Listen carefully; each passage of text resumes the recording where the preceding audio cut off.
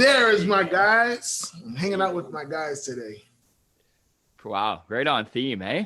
We got Mr. Chappelle. Mr. Chappelle and Kevin Mr. Hart. Yeah.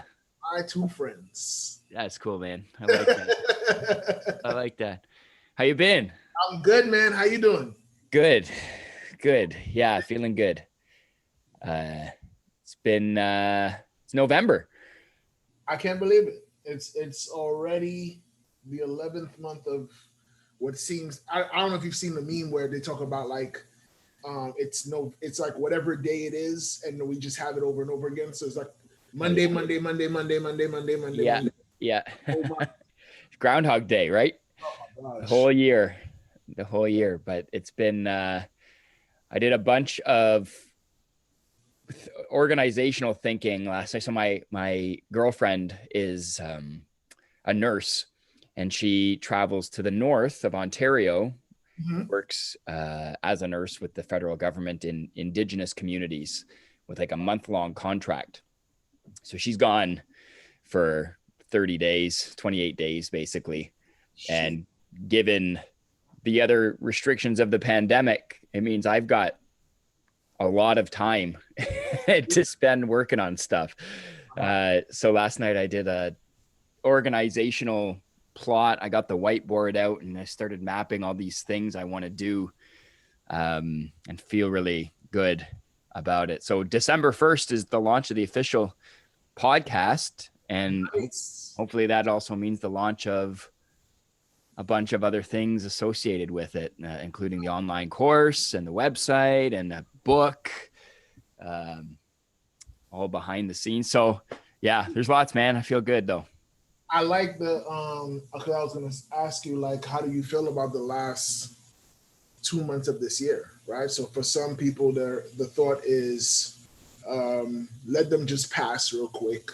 You know, this year's been a wash anyway.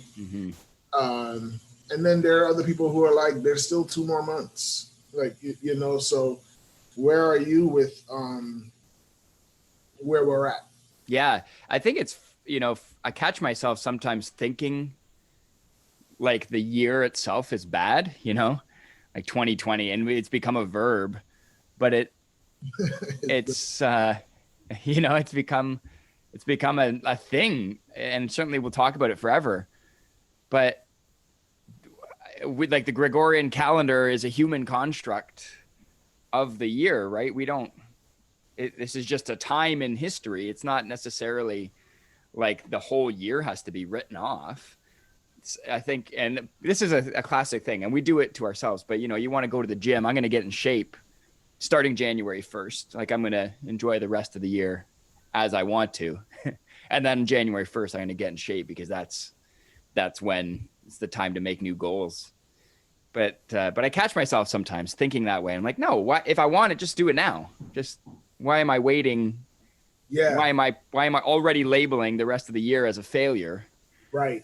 Like, today's just as, regardless of what's happened in the last 8 months, year, 5, even my whole life, it doesn't matter. What matters is like right now. But we're good at tricking ourselves into thinking that, you know, even the days, the months, like it's all our invention. We made the labels to serve us, so we can also make the labels or like not use them if it serves us too. Yeah, I think it's important to know that we had a play. We had a choice in it. Like, we had a role to play in how we look at it. 100%.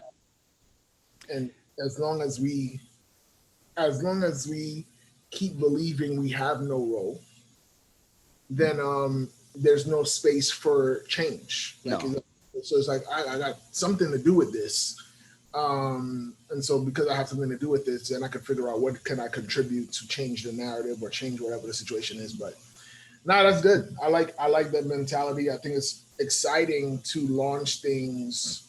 You know, I heard somebody say that November and December are where companies make back all the money they lost the first 10 months. Oh, yeah. Because of the whole holiday shopping season. Mm-hmm. Right? I remember the other day I was looking at my Amazon account, and it was like, here's the last 30 orders you've made. Right? And I was like, the last 30 orders. And I was like, first of all, I didn't think I made that many. Right. And when I looked at the year before, I think I had 34 orders on Amazon all of last year. Okay. When I looked up the last 34 orders on Amazon, those were the last 2 months. Wow. And so you Oh my think gosh. about sitting at home and how much more you're ordering, right? I'm doing different things. I get like, whether it's hydration, I got this tool, or I don't even buy deodorant anymore at the local store. I'm going on Amazon. You don't buy it. So you buy everything. Yeah. But I share it because I think like there are people who will make more money, have greater impact in the next 2 months than what people would have in a whole year if they would only believe that that is possible. Mm-hmm. That is actually a choice. Like it's not a multiple choice test with all the answers are A. That there is a choice where you can have a different ending than what everybody else is accepting to be the no choice available option. Exactly. I like we talked about habits a bunch last week and practicing, and like there is no, what matters is the reward. It's not like the timing of a thing makes the difference. Like talking to people who smoke, who say, I want to quit smoking. Like, okay, quit. If you want to, quit. Do you? Well, I want to, but I want to when I want to. Like I want to be able to quit, and I can if I want. So it's like, well, okay, like I'm not saying no, no disrespect, but if you want to, then don't wait till you're done this pack of smokes. Don't wait until, like, you don't need to have a ceremony. You can just not smoke the next cigarette. I want to write a book. I did this. I think I told you this story, but with brain sprouting, want to write a book. And I'm like, every day open the document on my computer, and I'm waiting, like, watching the cursor blink. And I'm like, oh, no, I'm not ready to write yet. I'm hungry. Haven't eaten breakfast. Like, don't write on an empty stomach. So I go and make breakfast, and I come back, and I'm like, ready again. Like, no, I got emails. If I don't get these emails on my brain, I won't be able to focus. So I go and answer emails, then social media, and then lunch. And then the day's half gone. I haven't written a word. I'm like, no, it's okay. I still got tomorrow. I'll start writing a book tomorrow. And like 3 months of that leads to nowhere. Yeah. But worse than that, I'm under the illusion that I'm writing. I'm telling people I'm writing a book because I got the Word document open every day. So now I'm like scratching patting myself on the back for doing no work at all, getting rewards without actually producing, which means that becomes enough. And then I, continue to procrastinate even more. So it's a funny thing. It's like a just do it. It's in your power. Go for it mentality. But yeah, man, we have the idea of ready, set, go. Right? And then not realize that it may just be go that will set it, and you'll realize ready comes. You were ready all along. Or something. Yeah. So and there's a lot of people who's on. There's this phrase in track and field that a lot of people are stuck at on your mark. Right. So they're in position. They got the uniform on and everything, and it's on your mark, and they stay there. And when the gun goes off, they're not going. I would almost say to some people, I would rather you false start than for you to be true. I guess I'm trying to play with the words, but like false start is someone who's eager. Yeah. Someone who's going and they're waiting. They never experience truth. Gotcha. Because they don't experience anything. It's right. Like I'm just waiting, and it's like I want the person who's who grabs it out of turn a little bit because I know they have the desire for it. And I think the desire is where we're lacking, and we think it's instructions, we think it's timing. Yeah. And so we think that timing will give me desire. Yeah. And it's like the desire should come first, then the timing, you don't even know if it is or not. Mm-hmm. Desire in itself is so powerful, and I think that that's important. And again, there's a preface this, you don't want people to go prematurely completely with stuff. I think I shared with on this before, like the whole Colin Powell 40-70 thing, right? It's like I need to make sure that I have 40% of the information that's good enough for you to go and trust. Let your gut take the way. You don't want your gut operating with zero information. Right. However, you don't want to be so full that now you're stuffed and you're like, I gotta wait until this settles first before I move. Yeah. Right? Yeah. So you want to get something, get a snack, but don't go and eat such a heavy meal that now you can't move. Yeah. Yeah. So I think that's one of the things that I've realized is just too many people need, like, I have to know that X, Y, and Z is going to happen. Like you have a high need for certainty. I understand certainty, right? I think it's important for someone to know for certain I'm going to have a roof over my head to go to sleep tonight. That's important. Like, for that. At the same time, there's a certain level of excitement that we want in life that we can't have. Always knew what was going to happen. Right. Gotta be a level of mystery. My wife and I, we now use this word all the time in the house, although it's not a word from this guy, but whichever guy. Where's my hand? Chappelle? Hart? Yeah, Hart. Right? you know he's actually in your town. Where, in Toronto? Yeah, he's filming a movie called Man from Toronto. I saw that they were filming. I didn't know he was actually in Toronto. I thought he's in Toronto and he's staying there. Oh, cool. Which is crazy to me because it made me think, how did he get away with filming a movie when his wife just gave birth to a child and not being home all this time? Yeah. I told that to my wife, and let's just say the verdict is I would not be filming the movie. Yeah. I think that's probably true for lots of us, eh? I was like, what? But apparently, wow. They must pay well enough for him to get away with that. Yeah. He's in Toronto.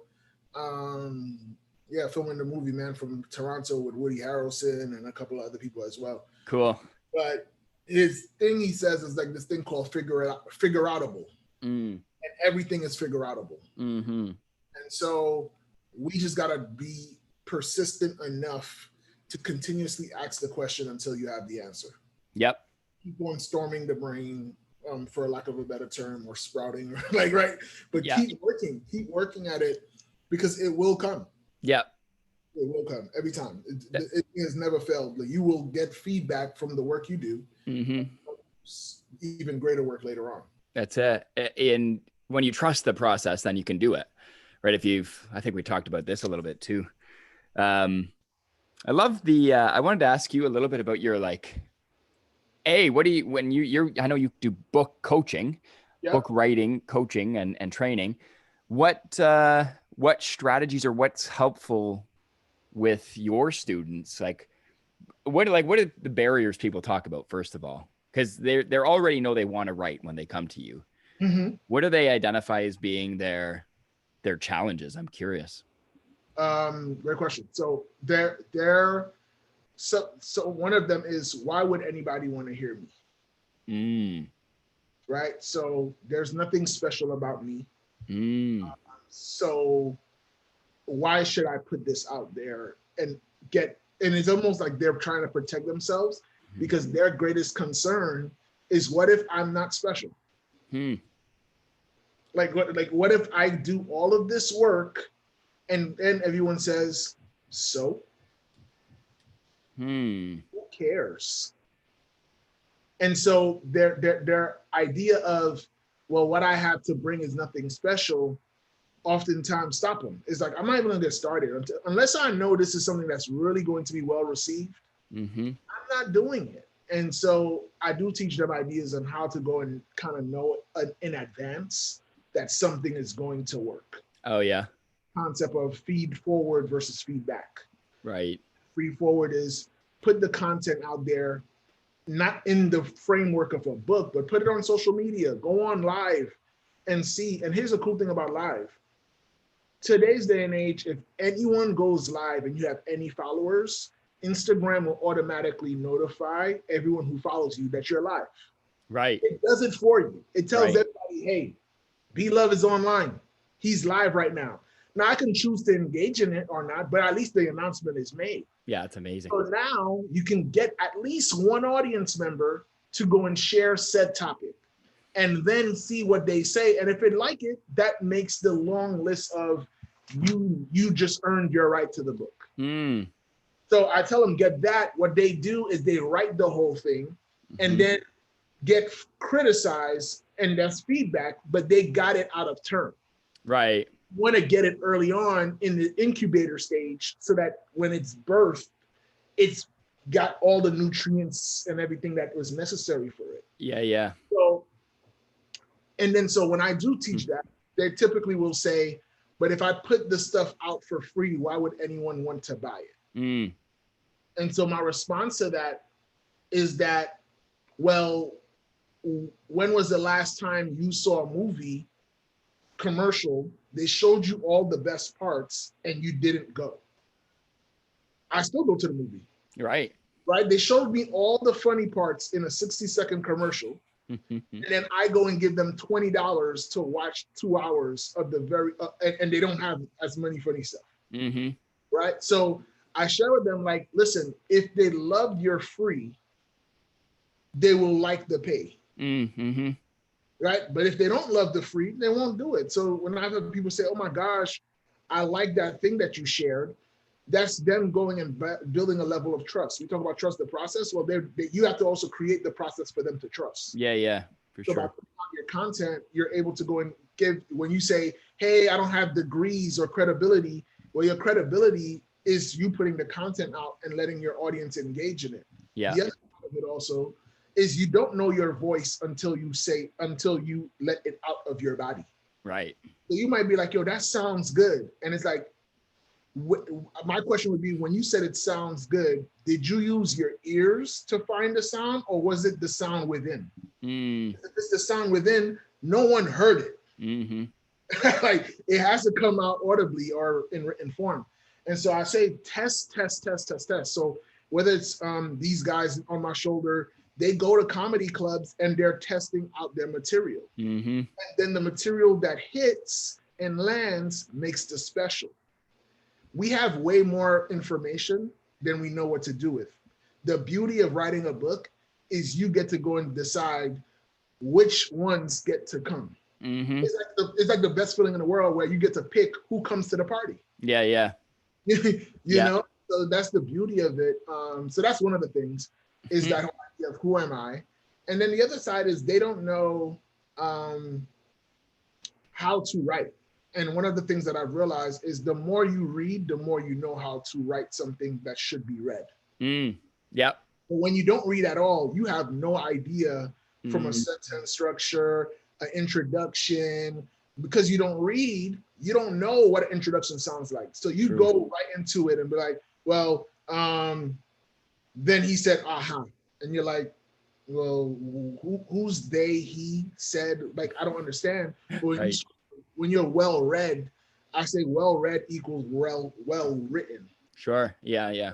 You have to read so you can go and pick it up. And I'm not saying to download what other people writing styles are, but to be aware of a style is very instrumental to you being able to write. So that's just one of the many things that people come across with. But I think also the last thing I will share is that you have to attach your book to a higher purpose. No one willingly would try to go and give themselves, because if I think about, like, if anybody, when you're going to the university, you go to school, you go to college, whatever it is, and you were receiving that term paper and they would say you have to write a 20-page paper. No one said, hey, I'm so excited to write this paper. Now, with that same thought process, imagine writing a book as 7 to 8 term papers like that. Yeah, right. Why would you actually subscribe yourself to such torture? Right. You didn't really feel some kind of compelling reason to write it. And so if you have a compelling reason to write, you will endure all the emotions and all the inadequacies that you're going to feel along the process, because you know that what I am producing is of value to someone. And so you press pass Yeah. those. Yeah. Super cool. It's like all things, the lessons telescope and are universal. But I'm really intrigued that but one of the biggest barriers is trusting their own voice. Like, because obviously they know there's something, Mhm. right? People come with the desire in there to write a Yeah. book. They just don't trust that they have anything valuable to say. You Because know where that comes from a lot, though? I think it comes from, so here's what they don't say, because they don't want to seem, they don't want the rebuttal that comes from it. They will say that to me, but what they're really saying is, I looked and saw someone already did it. And so now their voice in their mind has to be amplified. It has to be better than that person. right. Like, well, since you have a mousetrap already, beloved, I have to come up with a better mousetrap. Right. And the better is the part they're really communicating. It's like if they just accepted that their voice was special and unique and it's already embedded better. It's not better, it's different. Yeah. Yeah. So it's not, you're not competing against who was already there. What you're doing is claiming your space in the atmosphere, in that environment. And those who are supposed to be there will come, but they won't come if you don't build it. Yeah. Yeah. Don't write that book, they're never going to become the reader. There's a reader right now waiting for your book, but they're not going to write it. They'll only read it, and you have to do the writing. Yeah. Yeah. Yeah. Cool. I get that. That's man, it's clever. But that's where you get derailed. Most people get derailed from the fact that, because that's one of my concerns when I tell somebody, go do research. Because you want to write a book, and I'm like, well, would you move into a neighborhood and never go see the neighborhood? You're right. So the same thing with your book. Why do you want to write a book, but then you don't know who's going to be the person sitting next to your book on the bookshelf? So I'm like, okay, well, if I'm going to write a motivational book, I know that maybe a Les Brown or Zig Ziglar is going to be my neighbors. You got to know that so that you write something that looks like it belongs on the block. Right? You don't see a neighborhood with a house that's $7 million and the neighboring houses are $100,000. They're normally similar in price point, the comps, they call it in real estate. So I tell to people, go and do some research. But what happens is, if you go do the research and you don't firmly believe in what you're saying, the research will intimidate you. Right. And you'll be like, oh, shucks, darn it. You'll go and say, Penn Teller wrote a magic book? Oh, my gosh. I'm not Penn Teller. Right. And you say, I'm not going to write it. But you don't realize some people don't know who Penn Teller is. Some people, Penn Teller is too far away of something to grasp, and they need you to be their first level of your introduction to magic. Right. You're thinking, well, I'm not the master. Well, before there's a master, there needs to be an entry point or a beginner or an intermediate level. So sometimes we think, well, I don't want to be beginner or intermediate. That's what people say, right? Because beginner and intermediate is not something that's shiny. But listen, Toyota makes cars, and it's not a luxury car, and they're not struggling making money. Right. What they've done is they've accepted the class that they're in, and they know that there are some people who shop at this level. Right. So we'll just provide for those people. And then when they level up their income and they want luxury, they will graduate from us and go to something else. It's part of the cycle. Yeah. Yeah. That's interesting. Have we talked about the Dunning-Kruger illusion or effect? Sorry. You talked about the guy who thought he was invisible. Yeah. So, there's like, because I think you're right with this like research thing. I see this with students a lot, because both you and I work a bunch with students, and I get a chance to work maybe more with high school. I'm not sure how much you do with high school students. I need to do a little bit more with them, but it's a lot of high. I did the college kids. College level. I mean, anybody who's just discovering a passion in their lives. And I think high school students, this is where they're finding, they really love or want to be this. And I was there too. when I was in high school, I thought I'd found, my passion in kindness, and had this theory of the world, and I wanted to write books about it, and I wanted to do stuff with it, but I had not done any other research in the field, and like no idea what else was out there. And so I had this sort of inflated confidence about stuff Mm. that then when I do get introduced to, like, I remember keeping a notebook when I was in high school with my ideas. Yeah. And I thought all these ideas, were original, like just strokes of genius that I had been blessed to manifest. And then you go and pick up a book and you're like, oh, this is ancient wisdom. This is like, not only has this been said by one person, this has been said in every major philosophical school since the beginning of time. Like, Right. and you're like, oh, wow, I really know nothing. And I think that's an important experience, because after that, now I'm like, there's a pretty good chance I don't know what I'm talking about. I better go and do some research to establish my own sense of credibility in this field. Like, if I really want to contribute, I better have put in the work up front. It's a big thing in magic, like as magicians, who magic can be very academic in the sense that there's a lot of crediting. There's a lot of because the whole community is, sharing ideas, and that is the currency. It's really important that, people give credit where it's due, and learn where ideas have been built to produce new stuff. But there are magicians who, in the modern era, magic before the internet, you had to go to a magic store or the library to find a book. And then you'd read through this book, which would have other people's ideas in it. And then you'd build your own ideas from those ideas. But now, so you were kind of building the experience of magic was a little more like stepwise. Now you can go online and buy a bunch of tricks right out of the box. You could put them together. They would be amazing. Like, people will see it and not know how it's done. You might not, but there wouldn't be like a show. There wouldn't be a reason for the magic. It would fall flat, and it doesn't demonstrate, doesn't fulfill what magic can be, right? It's a minimum threshold of like, wow, I don't know how you did that. Versus possibly magic can make people question their whole realities and what's possible and what they're capable of, So if we're really, for me, I wanted to do the work so that I can try to understand how to create this experience. Mm-hmm. But you could be a novice, enter the game, probably make some money, do some, you can find your space. But it won't sustain, I think, in the long run.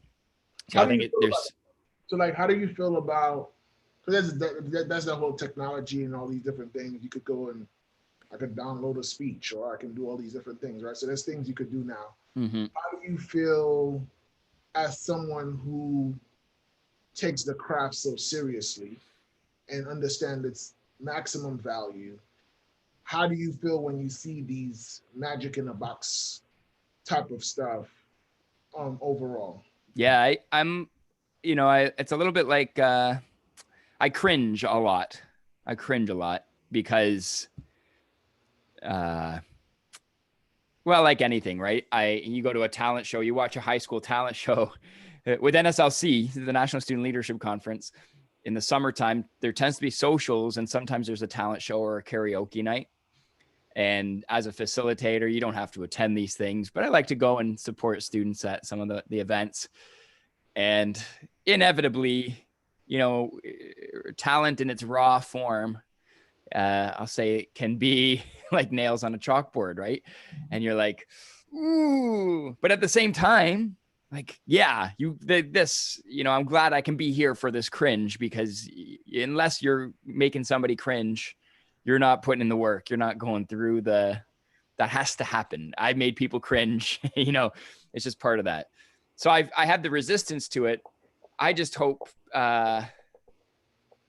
it's if people recognize that they're performing tricks out of the box, and that there's more for them to learn, like if they have the attitude of humility a little bit, even if it doesn't portray on the stage, that to me is more endearing, because you can, it feels like that's where for both their sake and the sake of magic in general, you need to be true to yourself. You need to create your own magic in order to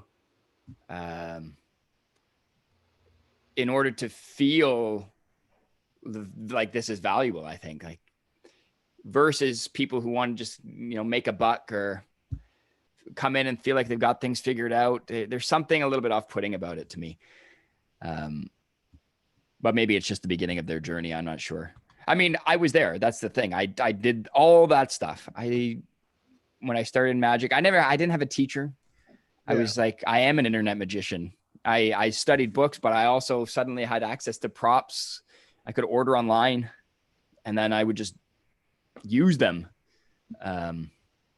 Yeah, I think it's like your issue. So your thing would be like, I'm cool with it if it's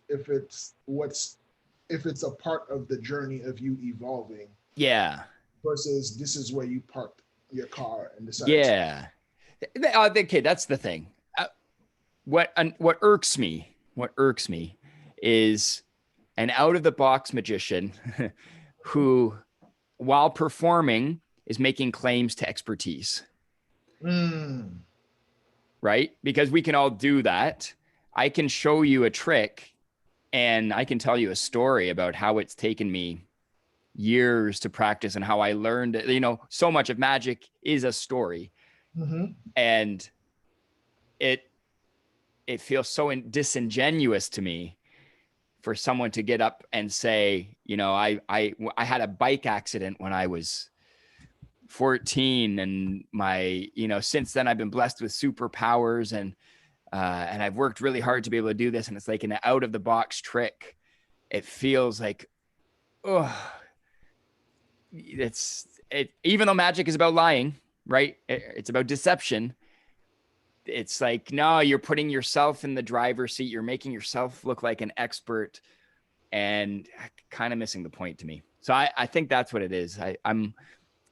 My partner Courtney and I were talking a little bit this week about false prophets. Like, it's really easy. It's more than ever now to have a soapbox, something to say, give yourself false credibility, and someone's going to trust you. We have access to people a lot easier now than ever before. So I can go online right now and say, after surveying 5,000 people and never had done it, but I can say it. Yeah. You'll see it and you can decide if that's the truth or not. But there's no filtering, or there's no way of knowing whether I did or not. And that's right. So I think for me, I feel compelled. I feel a moral responsibility to put the work. Like, if I'm claiming something, I want to make sure that I'm recognizing the limits and that I've done the work. And I hope that this is how people approach things. I feel like in any field, and now more than ever, because the public trust is eroded. Trust is really, really, it's growing thinner and thinner. I think there's a real responsibility for anybody who's saying anything to do the work before they, or at least to know what they're claiming, to know what they're saying, and know where its limits are, its ends. So let me ask you this. So yeah. What can, because I think a lot of people will go through this, whenever they watch this, that they may struggle with, I'm the real thing, right? They're not. How do I differentiate myself, or how do I make it obvious that we're not the same? So in your case, I can go online and buy a bunch of props and stuff, and I can go in my lobby and say, I'm the great musician, I've been doing this for years. What do you do from a practical level that makes it known to people that the out of the box magician and this gentleman in front of me is different? Yeah, gosh, I don't actually do much training in this, so this is more like theoretical or philosophical right now. But I realize this is like my own insecure journey, right? I'm projecting my own stuff on here, but for most of my, like, even now, I introduce myself by saying, sometimes I call myself a magician. Sometimes I like to magish. I don't, I, Interesting. I don't regularly say I am a magician uh, because I'm not comfortable with that. And for many years, I didn't want to say I was a magician because I didn't feel like I'd earned my stripes. I didn't feel like I could adequately consider myself in the level of these people that I thought were magicians. Mhm. But what I did was starting, like, my authentic story is the journey of studying magic. So, which I'm totally comfortable to. There's no lies about that, right? I didn't have to pass a test to say I'm a magician. I study magic. So that's way more interesting a story to me. And it's authentic, it's honest. So when I do presentations now, I've studied magic my whole life. And from the study of magic, I've learned X, Y, and Z, which have been helpful in my life and with some people I've shared them with.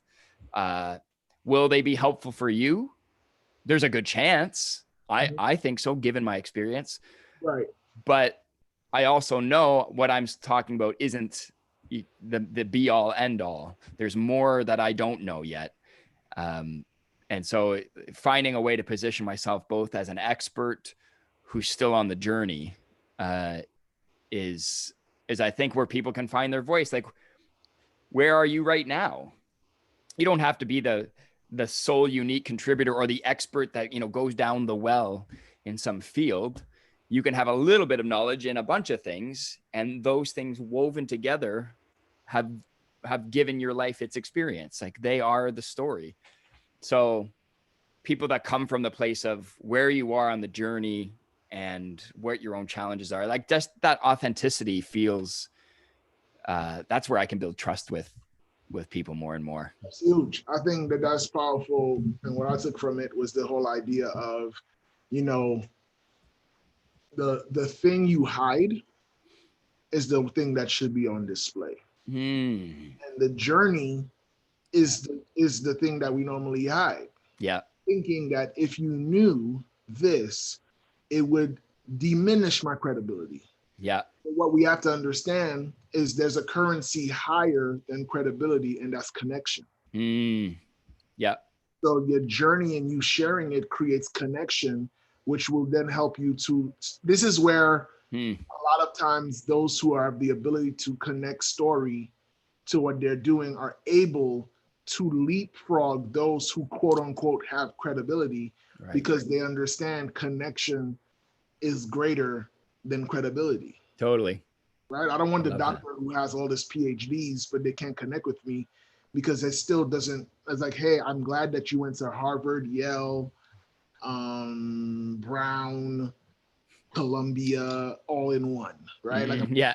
going to every single Ivy League school in the world, but if we don't connect, you're not working with me. There's something still missing, and so I think when for those who are listening to this is like when you think of I'm not credible enough, don't dismiss the fact that connection is so valuable, Hmm.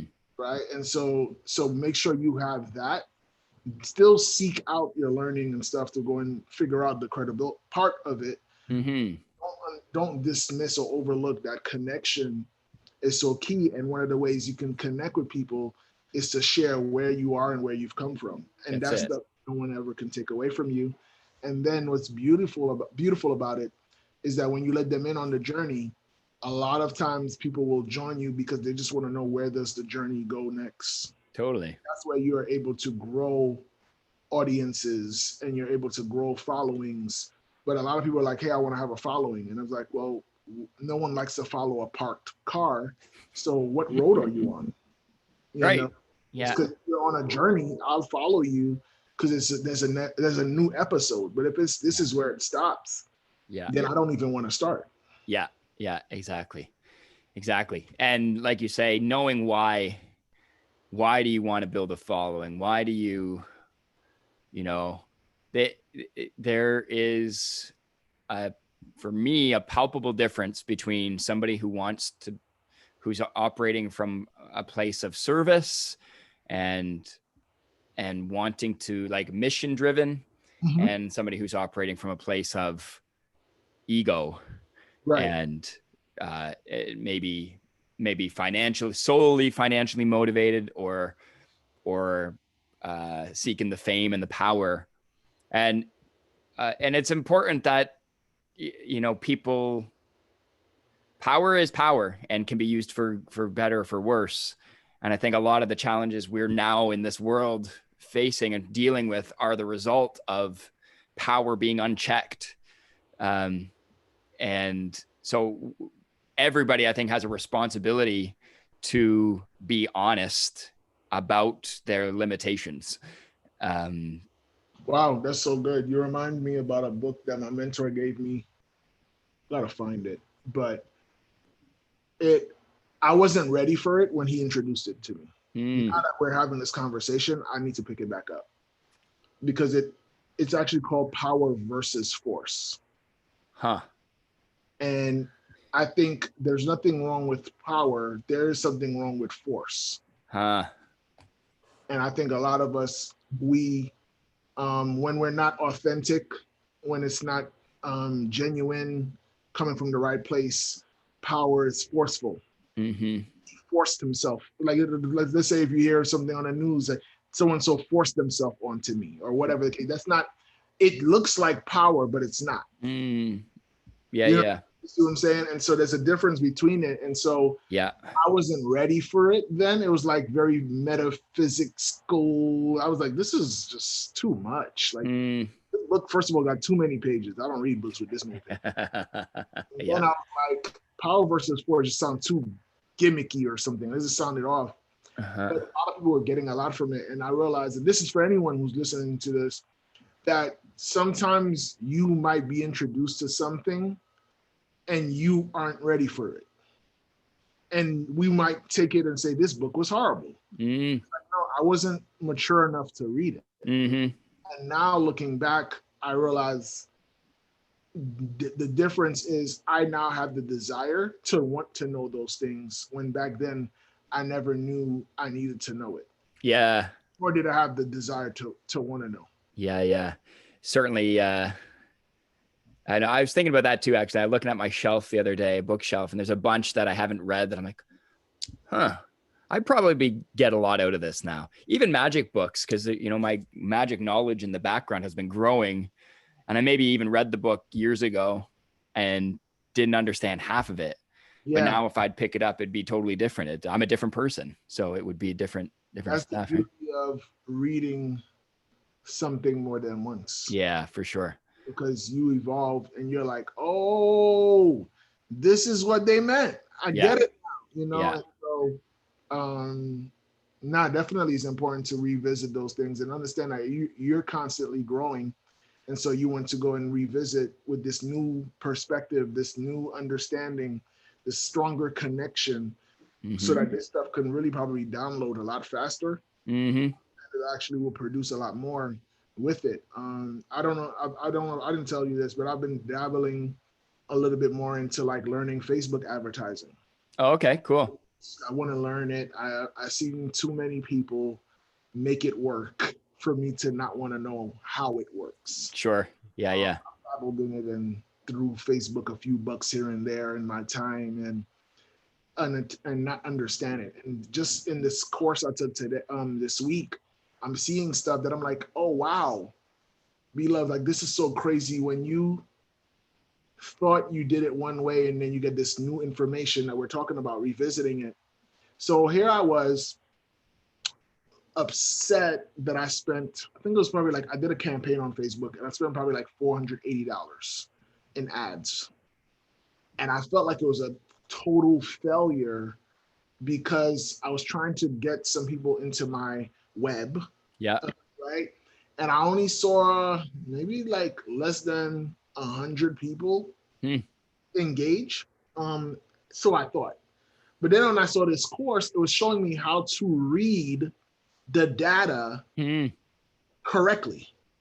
When I read the data correctly, I didn't even realize that I was reading the wrong metrics. Huh. Actually, 400 something people clicked on my ad, and I thought it was only 95. Oh, wow. Right? Wow. Yeah. Huge difference. So now I'm sitting here thinking, I'm an idiot for spending, what is it?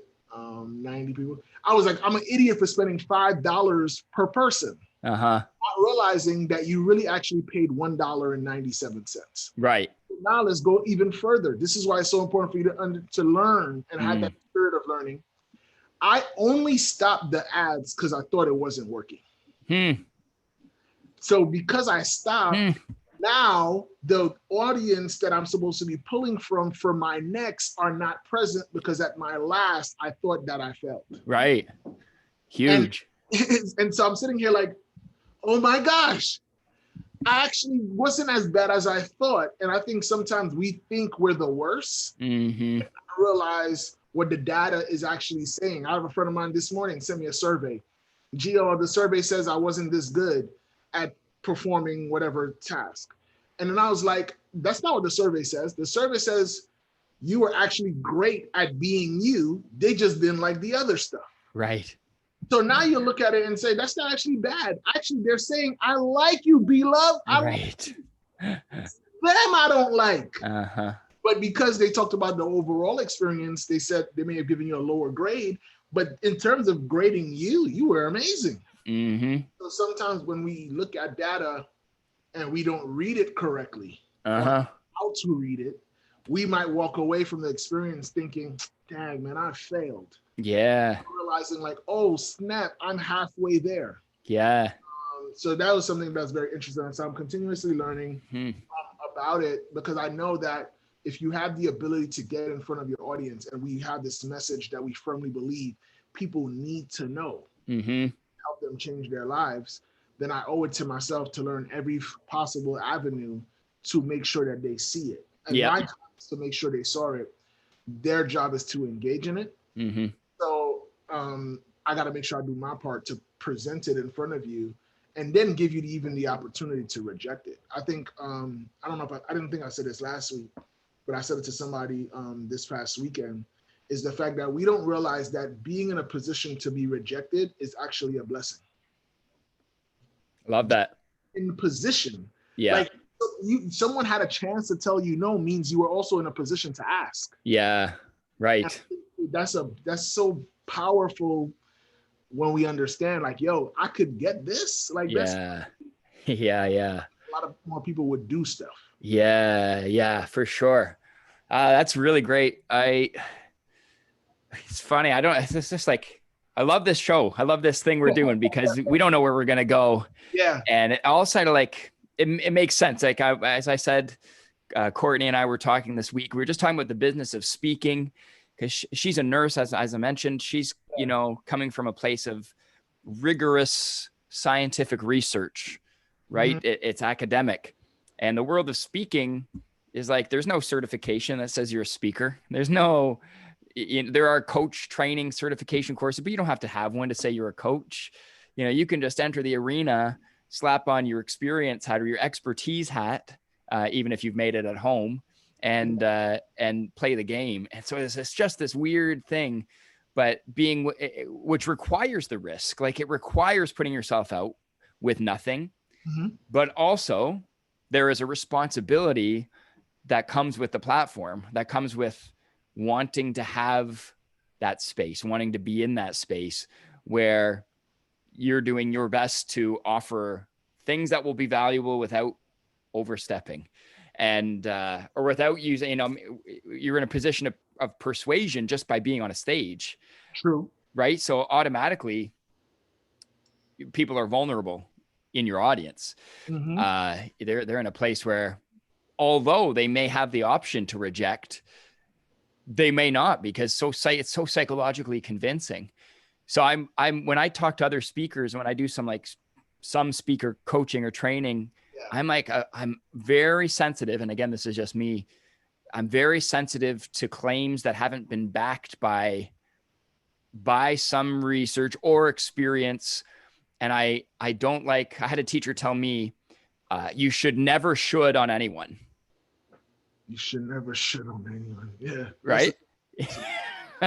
and especially don't should on yourself. Yeah. But as soon as you say, well, here, I know your problem audience, here's what you should do. Which sometimes I recognize there is a place for that. I'm not very good at it because I'm so sensitive to it. But I mostly try to say, my experience in this world has looked like this. I know I'm coming from X, Y, and Z places. I know I've got this amount of privilege. I know I've got this amount of background. And so here's the context. Here's my experience. Here's what's been helpful and valuable for me. I hope you enjoyed our time together. Right. Like, and I think there is a piece of responsibility that I was so nagged just this week because I shared with you maybe last week, a couple weeks ago, this study about the glass half full. If the glass starts full, gets reduced by half, it's now half empty. It's halfway to empty. And that's how people see it. If it's empty to begin with, and then somebody fills it up halfway, it's seen as half full. And there was a study for this, but I've been talking about it for years and I don't have this study at my fingertips. I don't know where to point people if they're like, oh, what study was that? So this week it was nagging at me so much. I got on the computer and I started digging, trying to find this research. I had to go into my old files to my old undergrad notes, which fortunately I saved for some reason. And I found it, Mackenzie and Nelson, 2003. Like, wow.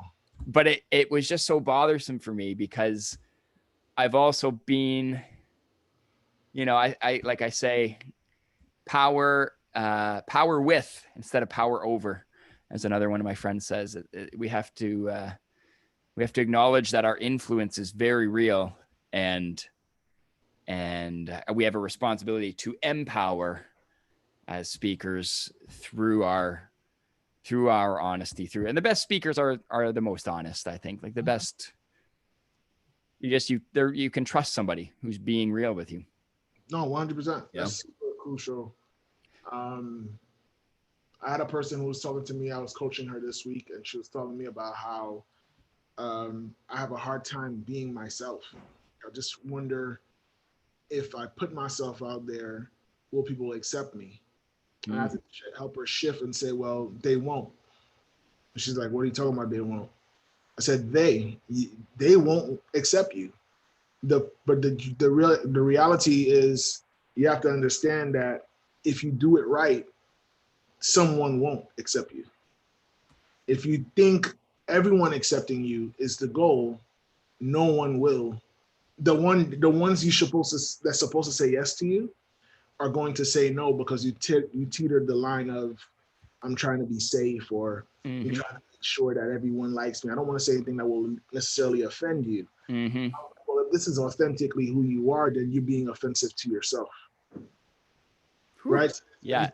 So like, I don't want to offend nobody. Well, then why are you nobody? Because that's who you're offending by now. Yeah. So just to that idea, man, it's like just be yourself and just have more fun. I just had a call with somebody right before we got on. Today's been like a big heavy phone day, which I've now realized I schedule on purpose. I feel like I want to know other people's perspectives. I want to know where they're at. And so one person said something to me today, and I was like, that is so freaking genius. One thing she said, this is a nugget she shared with me, is that once is the same as never. Huh. Meaning you have to do something more than once. Yeah. Huh. So I was like, whoa, okay. Like, it's like, hey, I did it once. Oh, yeah. Good as saying you never did it. Oh, wow. And I was like, oh, and obviously within context, that just couldn't be a big half of some people. And then some of the contents is like, once you killed someone is not as good as never killing someone. Right. Honestly, like, I want to make sure I'm safe in saying that. Like, I just killed somebody once. No, I didn't say that that's like never killing it. Right. Yeah. Yeah. But in terms of like sometimes we do stuff and we tried it once and then never try it again. It's like, well, that's almost like never doing it. Like, you know, like really give it a shot to really become something. And I think Yeah. we abort ideas so prematurely, like, oh, it's not gonna work. And obviously I think there's this whole ideology of like, they say fire fast, hire slow. Yeah. Right? And for businesses. And so they're like, okay, well, quickly, if it's not a good idea right now, it's not a good idea. And it's like, yeah, but that's not always the case. And one of my mentors, so we were having a conversation just because a few weeks back, I was kind of in a fog. Like I was lost. And like, I don't know what I'm doing. I don't know who I'm being. I'm confused about my identity within work. And as I was talking to him, I was telling him, man, I want to do all these things, but it's not working. It's like, I need to figure out what's the one thing I need to do. And he was like, why? He's like, why what? He's like, why do you need to figure out the one thing? I was like, because that's the way you do it. Like when the people who are great at something, they're good at one thing. And he was like, but what if that's not you? And then and then I realized, and this is something that I realized after talking through it today, is that what he was really telling me was, where did you pick that up from? That wasn't part of who you are. You picked it up. Yeah. So then I was like, well, you know what? I did read this book called The One Thing. And it was an amazing book. Yeah. But then what he said to me was, that may have been an amazing book that had something of value, but doesn't mean you have to download it all the way. Oh, that's huge, man. That's a really, really important lesson. I sat there when he said that and I'm like, wow. He's like, Geo, you know, everybody believes in what they want to believe, but he was like, you believe in an infinite God, but then you have frustration of having one thing. So how do you go and say, I believe in the person who creates many, and then say, I just want one? Right. And I was like, I didn't realize that the exhaustion that I was feeling was the fact that I was going against my grain, not your grain. Going against my grain of, I like many things. Yeah. I get easily bored if I'm only doing one thing. And so now when you say one thing, it's like, okay, well, there's nothing wrong. And this is the thing where he liberated me. He said, there's nothing wrong with having you going one direction, but there may be many things in that direction. But don't go and just be so singular focused that you are missing out on all the things that was along the path. Yeah. To getting there. And so that's good. It was good to be freed of that and understanding and always now evaluating, am I putting on am I picking up what somebody put down, or am I operating from what was within me? And all of these things is different. And so now this is why I'm saying I'm big on having conversations with people. We talked about conversations before. This lady I was talking to, she said, Geo, it's crazy how we treat resources like the source. And I was like, what? She was like, the book that you read is a resource, but it should only confirm what the source said. It should only be supporting details. It's not something where you live off. It's like me saying, hey, B-Love, what did you have for lunch today? And you were like, I had French fries for lunch. And I was like, what else did you have with it? And you're like, I just had a bunch of French fries. Like, that's a side. That's not an entree. So what happens is when we start to treat things out of turn, and we treat resources like they are the source, they don't have the capacity to go and do what only a source thing could do. Oh, yeah. Oh, man. One of the things I teach NSLC students, and my favorite thing, we talked about complexity. We talked about, the world is too complex to know. And so what we do is we make hypotheses, we make theories about it.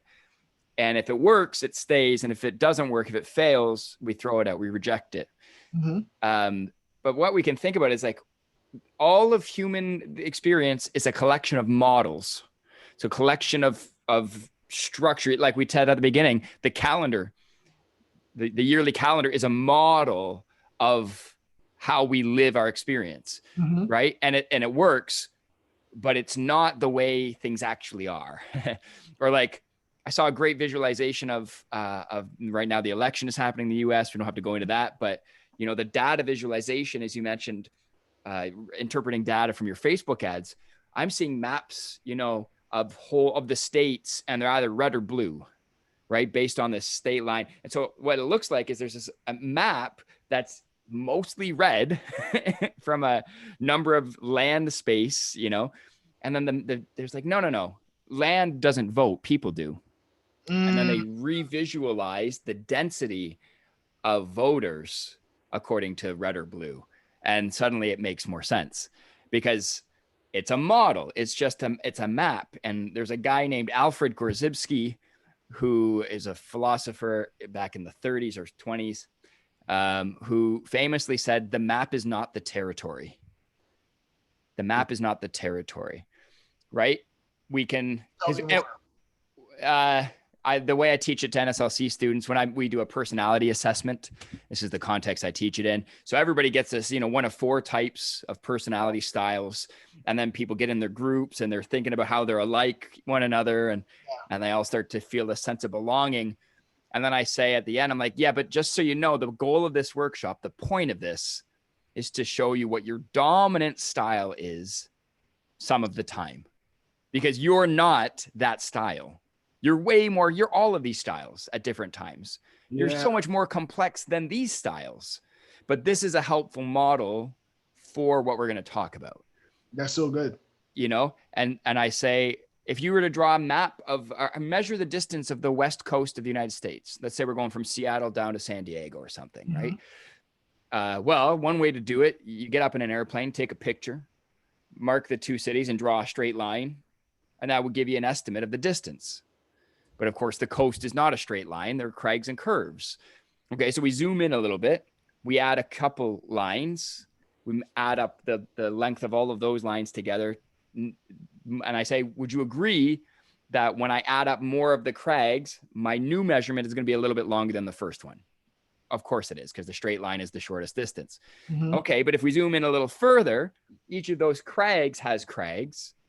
And if we zoom in a little further and further and further, and if you follow the logic, eventually we could be zooming in to grains of sand and beyond, and adding the circumference of all of these little grains of sand together.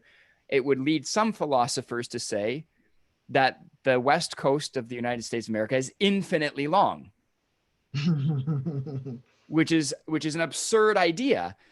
It doesn't make sense. You wouldn't, and I, you know, with students are like, you wouldn't tell your buddy if they're like, hey, I want to come visit in San Diego. How long should I plan to drive? You'd be like, no, never leave. You'll never make it. Of course not, because but the map works for us, but also the map has limits. It only goes as far as we need it to go. And it's the actual reality is that perhaps it is inevitably, like infinitely long somehow. You know, there's this weird space where things sound contradictory in the world of complexity. So the book that we read has a really helpful, you know, nuggets of information in it, but it isn't all the information. Correct. I study magic. I have that part of my life that I'm super interested in, but I am not a magician. You know, I am a student of the art. I love this, like, we're so much more than the labels we wear, but as soon as we wear the label, we become it. The label is very limiting. Yeah. Right. And so I think when we identifying something, but it also limits all that you could be identified as. That's it. So just remembering, like knowing the map and remembering there's more. That's enough for me. Because that just because I can use all the labels when they work for me. And then I can also say, if I find myself, you know, putting a limit on what I can or can't do, I'm like, why? Is this because I've told myself a story? Like, I don't know. what I'm capable of. There's way more that I'm capable of if I change the story, if I recognize that the model I'm using right now is not the whole thing. That's beautiful. That's beautiful, man. I think everyone is looking for a finite one. So they're like, what's the business model? And Yeah. it's like, are you asking because you want more information, or are you asking because you want to stop there? Right. If you're asking to stop there, I'd rather not tell you. Uh-huh. Right? Because I've had people tell me that all the time. Gio, just tell me how to do it. Uh-huh. Right? So I have this thing in my course where I teach people how to write, in my book writing course, how to write the perfect chapter. Oh yeah. Here's what happened, B-Love. I realized they were struggling to write. So I came up with a framework called the perfect chapter, which was a model. When I introduced the model, guess what happened? I gave birth to a new set of problems. Oh, sure. Now everybody was like, I don't have the perfect model, or it's not working, right? Not realizing that it was a tool, not to be used. And if it doesn't work, it doesn't work for you. Yeah. Right. There's elements to it that is helpful. I talk about, the framework is having a quote, then explaining the quote in the beginning, coming up with a story, and then illustrations that supports that story and make your points, right? So it's a perfect chapter in the sense that there are elements within the chapter that are naturally shareable. Yeah. Right. So like anytime you see a quote, people share quotes. So you have a quote in the beginning of the chapter, it's immediately something is shareable. Yeah. Stories get passed on, so that's shareable. Yeah. Illustrations get passed on, they get exercised. So that's where the elements of it made it perfect, but people thought that the model was perfect. Right. Because I used the word perfect chapter model. Right. Yeah. So that becomes troublesome. Problematic. Problematic. Very, very much a lot. Let me ask you this, just on the topic of the virtual stuff. Do you use breakout rooms when you do presentations? I would love to. I think it's the game changer of virtual. Is it so? Yes, I'm glad I brought this up. This is good. So, is it really a game changer or not? So, here's something that I realized. I was talking to my wife about this morning. So we talked about breakout rooms, and I have never used them before, right? Okay. But I'm going on social media, every speaker, breakout rooms, this, blah, blah, blah. And I'm like, I don't know about it. I don't know. Mm-hmm. And then my wife said, hey, the other day we did a live professional development, and it felt like every 15 minutes they sent us to a breakout room. Mm. And then she was like, it was super annoying. Like it wasn't helpful. It didn't build connection or anything. And then I was like, number one, I'm glad I didn't use it, right? Like that's what I said at first. I said, no, whatever. Obviously, everything has its place. But what I realized where people are problematic, and I was gonna say, I was gonna make a post about this. I'm not sure if I will, but it's the idea of breakout rooms and Zoom is a tool, not a toy. Exactly. So people are using it like a toy. It's like, I'm gonna play with this because it's fun. But if you don't remember the main function or purpose of the meeting, you might go and put a breakout room that had it wasn't purposeful. Breakout rooms are not automatically engaging. Right. Yeah. So it's not sufficient. It's like, what talk about? Like, hey, I put y'all in a room together. Okay, now what we do? So what ends up happening is we end up actually being less engaged than had we just been in a room with everybody. Yeah. And so again, it's going back to like question everything. Yeah. That was one of my first things. I was like, oh my God, breakout rooms. I got to figure this out. How do I do it? Oh my God. Yeah. That's why I'm testing it with my wife. And I'm like, yo, I put you in a room. Are you in there? What are you doing in there? And I'm like, sounds crazy. As I'm talking to her, she's like, I'm looking at her and I'm like, yo, what does it look like? And I like get out of my seat and look see what it looks like in her room. And room. By going in the other room. Yeah, I'm like, yo, let me go see what's going on. Oh, this is what y'all doing in this room? We're all in the same. I'm like doing this in my house, and I see my wife in the other room, quote unquote. Yeah. And so I look at it, and I think how funny it is when we're not careful about how we use it. Like, and it always got to come back to what's the point? Yeah. What am I trying to accomplish here? 100%. And if it doesn't contribute to that without force, Yeah, then it loses its power. totally. I'm glad you mentioned that. I have also been in places where breakout rooms are used to little effect, like or negative effect. Uh-huh. But when Joel and I and the rest of our Beanstalk team at the beginning of the pandemic, we wanted to get online quickly because we recognized one of the biggest thing. I mean, everybody knows this, but community is now missing, right? The ability to interact, especially when we're having a shared experience, like a shared experience in isolation, is so hard. All we want to do is talk to somebody about it, and we can't. We can't complain at the water cooler about how awful this pandemic is because we're in a pandemic, right? So we got on that. We created a Zoom call, and then we put people. And at the beginning, I was like, well, we have these breakout rooms. We could use them and put people into smaller groups, and maybe they'll get a chance to talk. I don't know if anybody's going to want to say anything or turn their cameras on. And the result was like overwhelmingly positive, because what we'd done was create a space where everybody had a chance to share their experience and hear other people's. And it was like, a cocktail hour networking kind of event. It was really positive and productive, but it can be overused. What I like about it in workshops is if I'm going to have, if I teach creativity, like brain sprouting, I want people to brain sprout with somebody else, because that's where you piggyback off of ideas and you build that energy, and you feel the trust, you feel the non-judgment, right? Doing it by yourself, you're only imagining these other things. You don't get to have that experience. So totally it's helpful in that, but I agree that it's only a model. It's only a map. Yeah, I love that. I love that line of the map is not the territory, right? That's the map is not the territory. That's it. The map is not the territory. Yeah. There's if I can share one more thing, I gotta run here soon. I'm just thinking about one of my magic teachers is a shaman. So he's a spiritual healer. Okay. Like a medicine man. He's of the Zulu tradition. He's Western born. He's born in Colorado, I think, but went through the ritual of becoming a Zulu shaman. And he's like, he got the neck tattoo, and he's all he's got all these body art and all of the symbolism.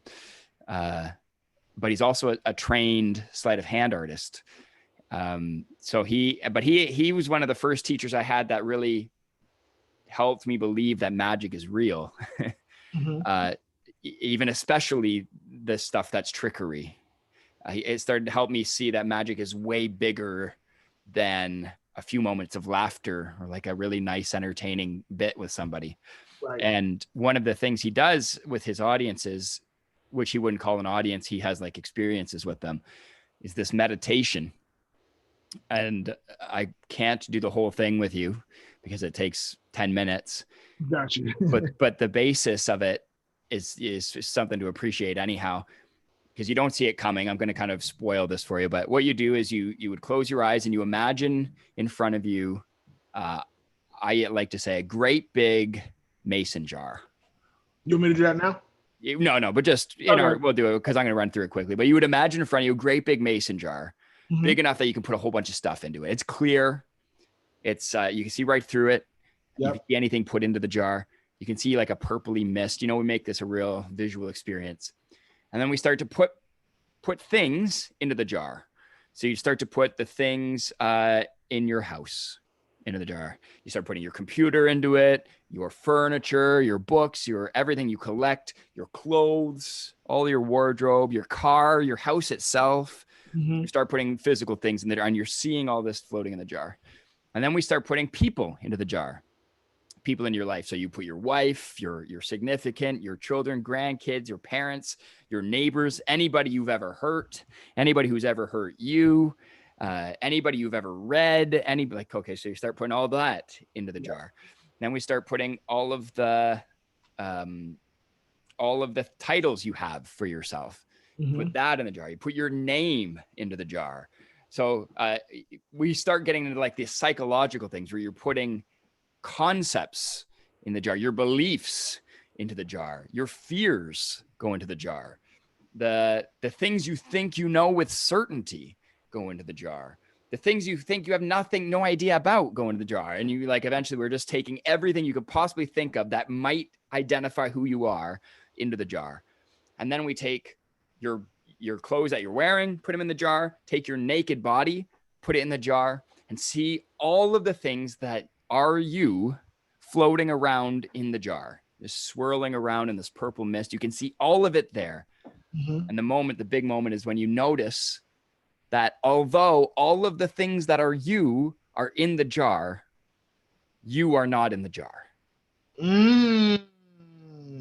You are who is looking at the jar and all of the things in it. And you've collected all of these artifacts through your whole life and have used them to build your identity and build a sense of self and build who you think you are. Some of them may serve you still, and some of them probably don't. You get to choose which ones you want to take back, and the rest of them you can take in that jar and launch it into space, get rid of them forever. That joint is fire, man. All right. And it's like, we are way more, one of my favorite things to talk about is how much more complex we are. That joint, even though you ran through it, it still landed. Oh my gosh, you're not in the jar. Jeez. And then you just put back, you know how many times I wanted to do that in my office? Like, throw it and see which one's going to come back. My God. Yeah, man. Isn't that, and like, when you come home so I don't forget it. We're so much more complex than we think we know. Like the labels we put on ourselves are wrong. We're beautiful beings, man. We're magic. We are pure we're miracles. We're rocking miracles, you know, and even that is limiting. That's just a word that attempts to describe what we are. Yeah. That's so crazy. You put all those things, your thoughts, your concepts, your people that hurt you, those who you've hurt, all of those things. So I feel like the fact that there's so many things, it almost like creates a distance between me and it. Yep. And the fact that it is so plentiful, it makes you think that it almost is like creates an illusion where I'm not really focused on what's happening. I'm just like, my friends, my family, this, that, titles, this. Yep. And then I also think about why, when I look at it and you say, well, then what do you want to take back? It's like a part of me, if I'm honest, besides my wife and some relationships, the rest of it can go away. Yeah. Yeah. And you can, and it's like permission to let it go. Permission to let it, not everything, like some things you got to take with you. That's such a powerful exercise. Like that could be a seminar in itself. Oh, 100%. Yeah. It's big time. It's big time. And it just is the stuff of possibilities, man. I love it. So that's when I realized, like, yeah, magic is more than tricks. Like, this is real. It's real stuff. That's such a great illustration. Dang.